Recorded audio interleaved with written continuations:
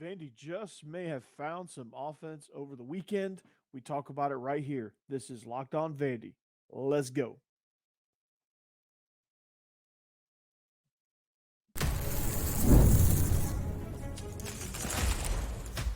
You are Locked On Vandy, your daily podcast on the Vanderbilt Commodores, part of the Locked On Podcast Network, your team every day. Welcome in to the Locked On Vandy podcast on the Locked On Podcast Network. I'm your host, Corey Burton. Thanks for making Locked On Vandy your first listen each and every day. We are free and available wherever you get your podcast and on YouTube as part of the Locked On Podcast Network, your team every day. And speaking of every day, after week one, I'm hoping to gain a few everydayers each and every day. You will be the foundation of what we do here for the Locked On Vandy podcast. Well, today's episode is brought to you by PrizePicks. Go to prizepicks.com/locked on and use the code locked on for a first deposit match of up to $100. It's daily fantasy sports made easy.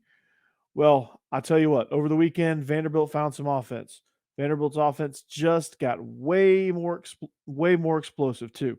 They landed two big fish. First, starting with offensive coordinator Tim Beck from New Mexico State, and then they added a quarterback Nate Johnson from Utah.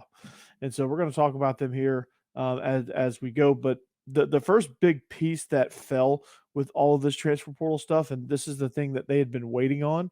This is the hire that all of these quarterback targets have been waiting to see what Vanderbilt was going to do, the ones that were interested at least, and what they were going to do. Well, apparently Vandy was waiting for the New Mexico Bowl to end because Tim Beck was going to coach his final game for the New Mexico State Aggies. They hired him just seemed like just hours after the game, probably had a deal in place and was just waiting until the end of the game to announce it. But man, this is a huge deal because this, as I've been saying, as I said all last week, the situation that Clark Lee is in is not a great one. And it's not a great one to attract a lot of top-notch talent because there's not a lot of people out there that want to come into a situation like Vanderbilt is in and say, okay, well, they were 2-10. They were this close to almost fire. They were very, very close to almost firing their coach. And I'm not sure that I want to get into a situation like that. I don't know that I want to leave where I'm at just to go for a 1-year rental. Well, on the flip side of that concept is you have a guy that, hey, I need to go and see if I can prove myself in the best league in the country. And that's the Southeastern Conference.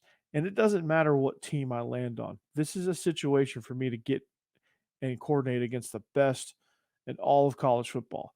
And Tim Beck did just that. So I I personally love this hire, and I think Vanderbilt fans will love this hire because he brings a lot to the table. Now, again, New Mexico State's offense among Conference USA teams in 2023, which how they're not in the Mountain West Conference is beyond me, but they are in Conference USA. They were first, and this is by Vandy62.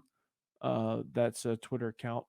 Uh, he put these stats out there, but they are first in explosive run rate, they're second in EPA per play, second in success rate, and second in scoring drive rate. They were 31st overall in FBS of total offense. They had a lot of other stats as well. I mean, I'm excited for this thing.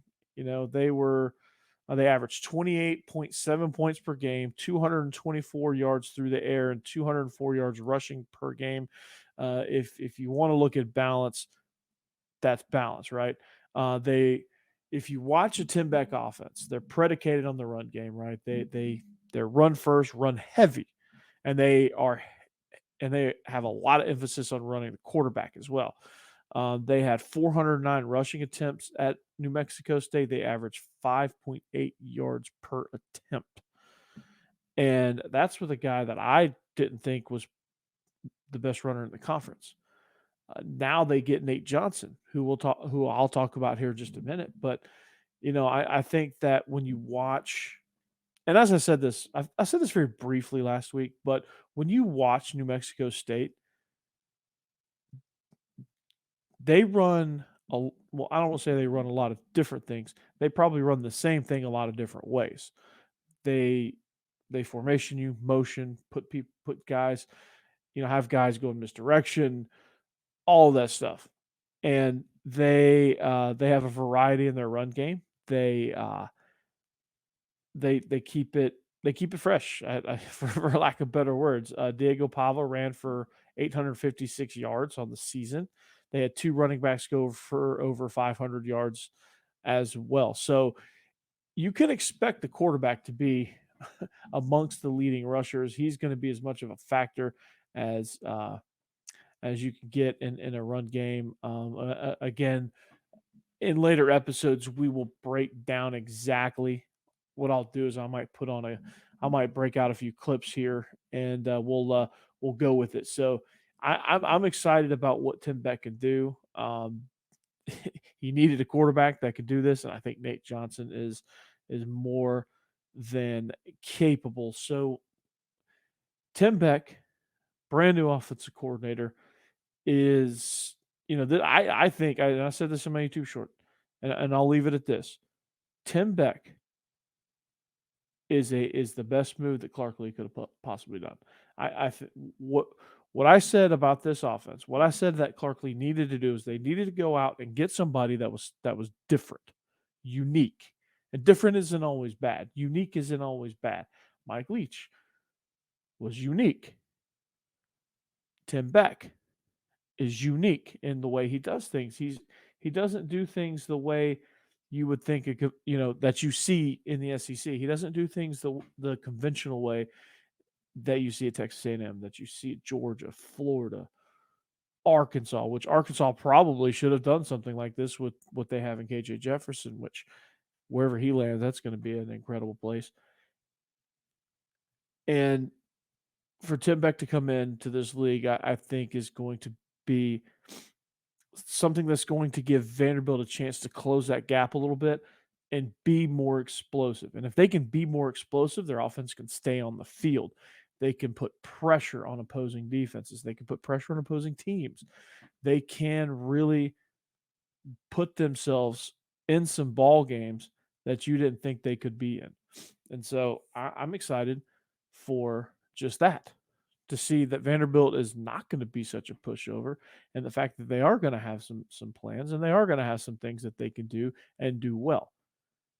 But that all comes into play with quarterback Nate Johnson. Nate Johnson committed on last night. As you're watching this, he was a Sunday night commit, a weekend commit, coming from Utah, which is very, very exciting. If you saw Utah and you saw what they were able to do, Cameron Rising went down preseason, didn't play all year. And you saw kind of what they did with the quarterback position. It was kind of like a rotation based almost, which never really seemed that one guy could get any footing. But a guy like Nate Johnson, when you watch him on film, he pops. He really stands out, and I think he is perfect with the way he plays. He is perfect for this scheme because this scheme is run heavy. Nate Johnson can throw. Let's not get that twisted. He can throw. He can make all the throws, and he's a pretty good quarterback. But he's a weapon. He's a weapon with his legs. He's a weapon in the quarterback run game. If you watch his game tape, if you watch some of his highlights from Utah, one of the games that stood out to me was Baylor. I think there was a single drive where he kind of just took the team on his back and just said, "Okay, I'm just going to run quarterback power." Everybody knows I'm going to run quarterback power because they get in these like empty power sets and they just pull people and just annihilate people. And they were very physical at the point of attack. So what Nate Johnson was able to do was find these run lanes, explode through these run lanes, and make some plays. He was able to gain 5, 6, 7, 8 yards, which later turned into big plays and was able to put a few across the end zone as well. So I'm excited about that. I believe that Nate Johnson is going to be. He's got 3 years of eligibility. Let's just get that out there. He is, and that's because He was able to appear in just 4 games and keep his redshirt. He had 499 passing yards. He was 39 of 72 with 3 touchdowns. He rushed for 235 yards and 4 touchdowns. And this is just in limited action. He was actually, and I don't know what the philosophy was out there, but he was able to start 3 of the 4 games that he appeared in. So he did enough to garner the starting nod from Kyle Whittingham, and that's a pretty big deal. I'm guessing he got banged up. I don't know. I don't know exactly what happened. I would be willing to come try to find out. But like he's a special dude, and he jumps off the page, and I think he's going to add a huge element of explosiveness to this. I was going to say Utah, but to this Vanderbilt offense. And Tim Beck got his dream scenario, got a really athletic quarterback that could run and throw. And I thought that'll fit well into his scheme. And I think being able to disguise a lot of this stuff will also help Nate Johnson be able to have more success back there, not only throwing, but running as well. It'll help the running backs. It'll help the offensive line. I mean, the schemes last year, I watched a couple of Vandy games, and I couldn't, the games that I watched, I couldn't tell what they were trying to do. And no wonder the offensive line looked terrible at times because there was no rhyme or reason, and I think those guys were put in difficult positions. So, we'll talk more about this here in a little bit, but OC is in place now. Tim Beck, Nate Johnson, quarterback 1, is in place. So, very, very exciting. So, when we come back, we'll continue our portal talk. We'll continue talking commits, as these two aren't just the only things that Vanderbilt reeled in this weekend, but we'll talk about all of that next. Passion, drive, and patience. What brings home the winning trophy is also what keeps your ride or die alive.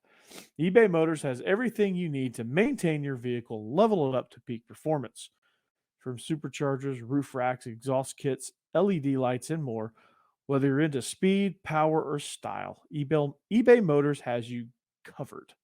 With over 122 million parts for your number one ride or die, you'll always find exactly what you're looking for. And with eBay Guaranteed Fit, your part is guaranteed to fit your ride every time or your money back. Because eBay Motors, you're burning rubber, not cash. With all the parts that you need at the prices that you want, it's easy to turn your car into the MVP and bring home that win. Keep your ride or die alive at ebaymotors.com. Eligible items only. Exclusions apply. eBay Guaranteed Fit only available to U.S. customers. All right, welcome back. This is the Locked On Vandy podcast on the Locked On Podcast Network. Your team every day. Thanks for making Vandy, the Locked On Vandy show, that is, your first listen. And when you're done here, make sure you go and check out Locked On SEC. I'm sure they're talking about all the portal commits that's happening right now. There's some basketball action going on. Basketball just got fired back up. We'll talk about that here in a little bit. But I think the Locked On SEC podcast does a great job. Zach Blackerby, Locked On Auburn, Stephen Willis, Locked On Ole Miss, Locked On LSU, just Locked On Utah. If you want to go, if you want to go backlog and go hear about all the things that Nate Johnson was able to do last season and how excited they were and probably how bummed they are that he's leaving. He might be, I think they're going Big 12 next year. So he might have been one of the best quarterbacks in the Big 12, but I guess we'll never know because he might be one of the best quarterbacks in the SEC. Hopefully so. But welcome back. Like I said, it's the Locked On Vandy podcast. We're talking.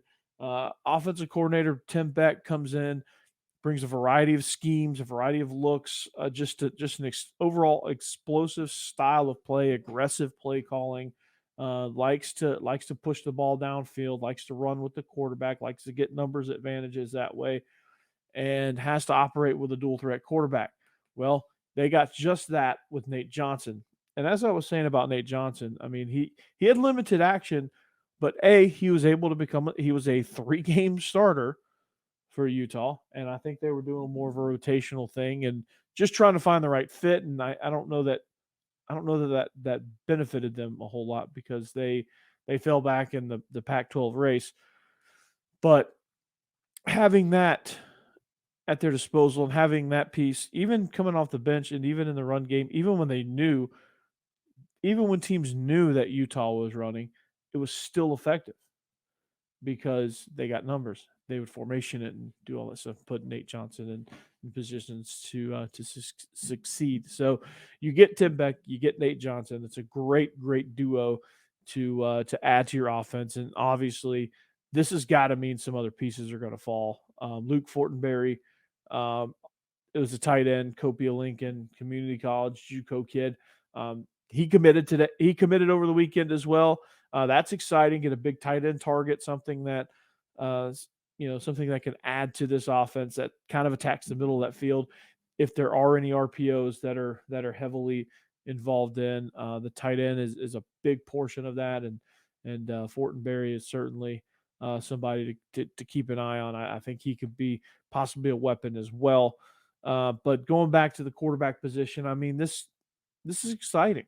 This offense is going to be exciting, and this is going to be something that's going to put black and gold people in the seat, not orange, not red and black, not purple and gold, not burnt orange, which there's probably going to be a lot of burnt orange fans coming because this might be their first time to Nashville. They're going to get a game. I can tell you that. If Nate Johnson stays healthy, he is. There was a play in the Florida game, which I think this is when we learned that Nate Johnson was a dude.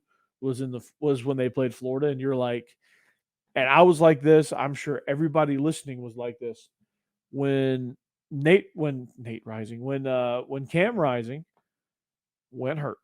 down, and was announced that he was out for pro. I think at the time they weren't sure how long he was going to be out. It ended up being the entire season, but nobody knew exactly how long. And so when you previewed this game against Florida for Utah, I think the line at the time was Utah -10. And I think it got teased all the way down to Utah -6.5. I think it got all the way down to -6.5, 7. And when Cameron Rising went down, it went the other way. It either got down to even or even nudged into Florida's favor because, oh gosh, like you're on to your backup quarterback and you're going against the Gators.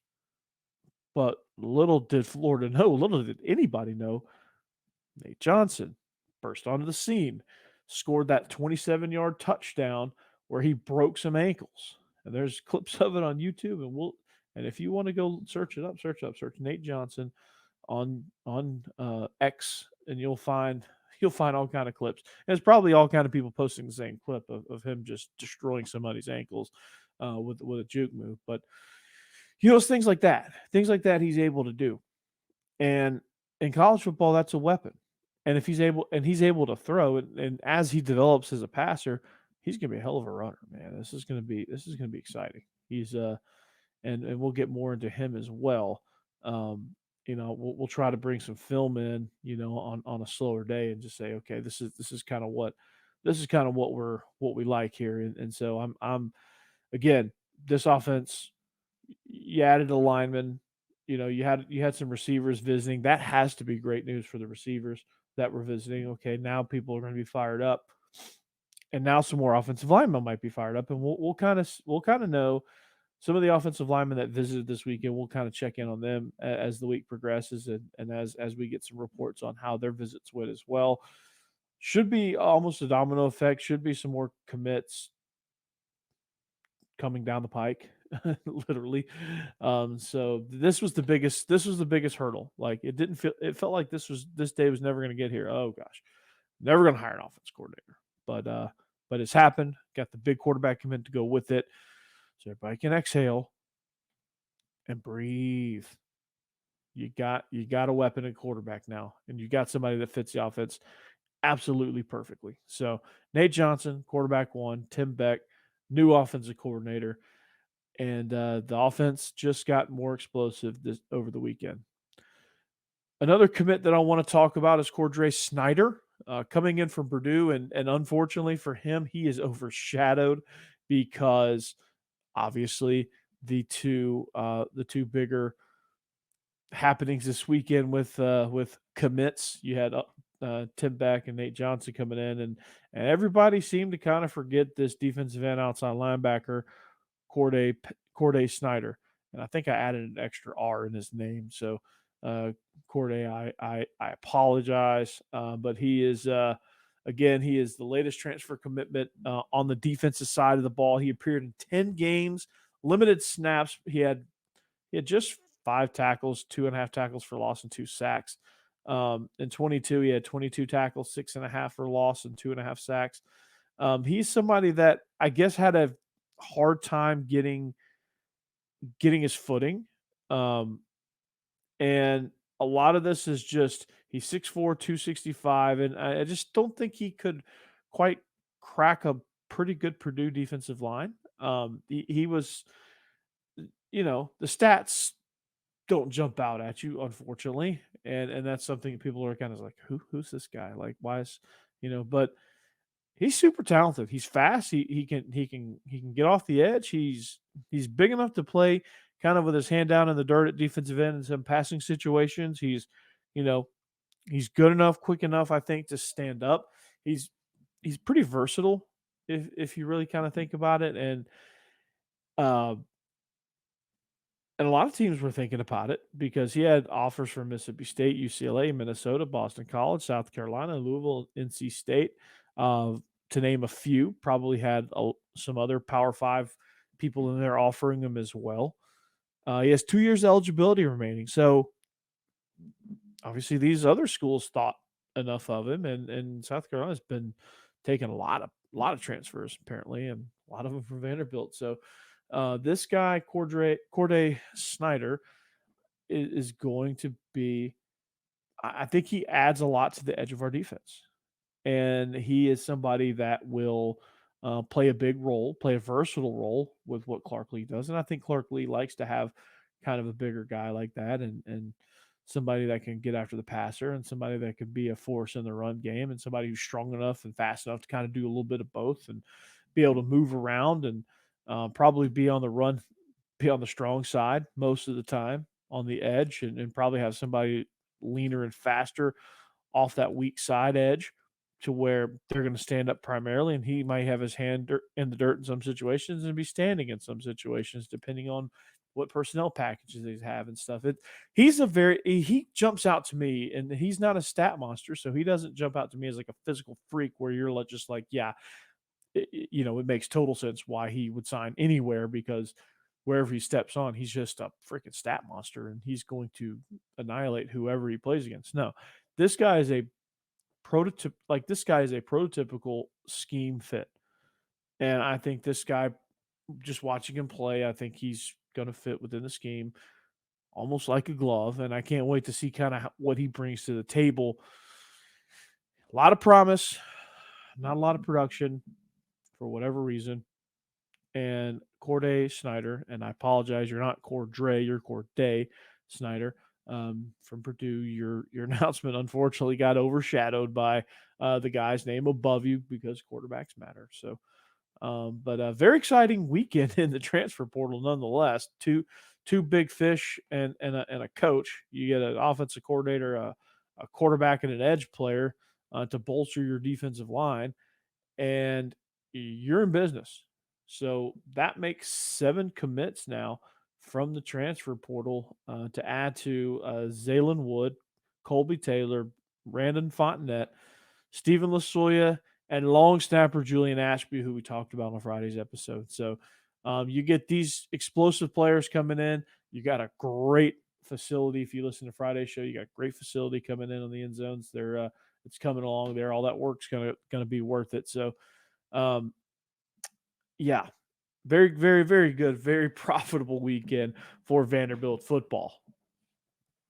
Up next, we're going to wrap up the show. We're going to try to figure out basketball because I don't know how we're going to be able to salvage this thing. But we're going to do that here next. All right, welcome back. It's our third and final segment of the Locked On Vandy podcast on the Locked On Podcast Network. Thank you for making us your first listen. We hope you become an everydayer. We are brand new, but we are free and available wherever you get your podcast and on YouTube. So become an everydayer.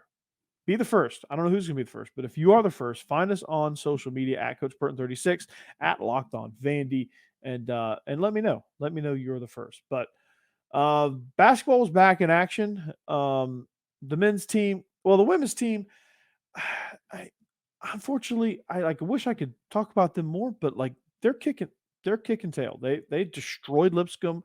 It was just a beatdown, just an annihilation. So boring wins get no love, unfortunately, Vandy women. But congratulations, you are.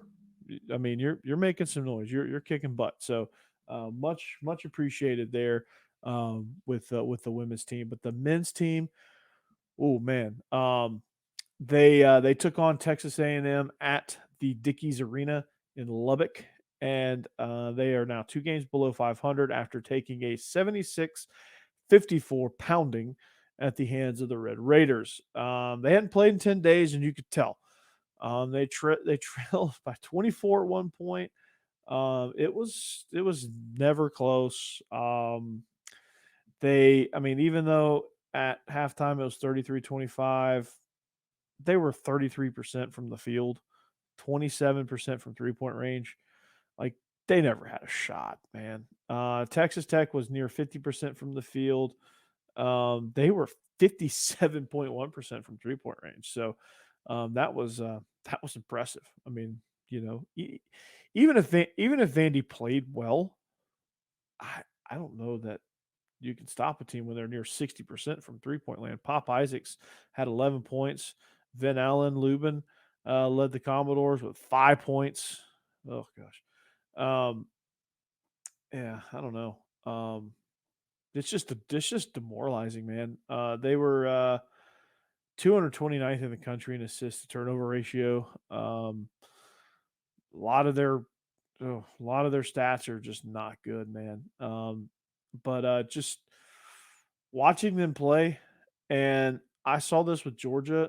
It just looks like they're just 5 guys that decided, hey, we got next, man. We're going to come out here and, they walked onto a college court and they're like, okay, what's your name? Okay, my name is so and so, and okay, let's play some basketball. And it just would have looked like, and it just they don't look like they have a plan. They just need to find each other, at some point. They just need to find some chemistry. I don't know where they're going to find it, but they need to find some chemistry, because I think if they find that, some things might start falling for them. If they can work the ball around, make good passes, and create easy shots for themselves, that'll help some things happen. If they could rebound, if they can shoot free throws, like, they're struggling in just about every category you can struggle in. And it just looks like Jerry Stackhouse he's just trying to hold on for dear life, and it's just not good. And when you get to that point, you kind of lose the team a little bit. And so going into conference play, the SEC is not an easy road. It's not an easy road in football. It's not an easy road in basketball. It's sure as heck not an easy road in baseball, which I can't wait to start talking about baseball. Baseball is going to be exciting. Tim Corbin has got another tremendous team lined up. They got some really good commits and yada, yada. We're going to get all into that here in future episodes. If you're a baseball fan, really stay tuned. Go ahead and subscribe now. So basketball just needs some cohesion, man. Just needs some chemistry. That's all it needs. And I don't want to be super, super negative, but like, you can't help it with this group, man. You really can't. So, their next chance is going to be Tuesday, and they're going to wrap up. They're going to go into conference play, hopefully, snapping this nice little skid here and get back on track. So, but that's going to do it for us here at the Locked On Vandy podcast. Thank you for listening. I thank you for joining us. Hopefully you become an everydayer. And if you can, like and subscribe Find us on social media at Coach Burton36, at Locked On Vandy. And we'll see you back here tomorrow on the Locked On Vandy podcast on the Locked On Podcast Network. And as always, anchor down.